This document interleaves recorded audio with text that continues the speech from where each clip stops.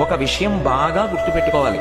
ధర్మము అన్న మాట ఎప్పుడూ మన వైపు నుంటుంటుంది తప్ప ధర్మము అవతల వారిని బట్టి ఉండదు. నేనన్న మాట మీకు అర్థం కాకపోతే నేను మళ్ళీ చెప్తాను.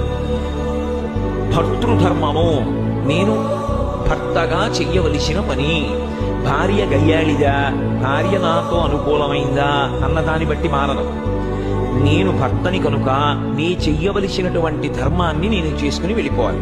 మా ఆవిడ చాలా మంచిది కాబట్టి నేను బాగా ఉంటానండి, మా ఆవిడ గయ్యాలిది కాబట్టి నేను ఉండనండి, కుదరదు. భర్తగా నీ ధర్మం నువ్వు చెయ్యాలి. పుత్రధర్మము, మా నాన్నగారు వైందానికి కాందానికి నన్ను తిడతారండి, అందుకని మా నాన్నగారి దగ్గర నేను ఉండనండి, తప్పు.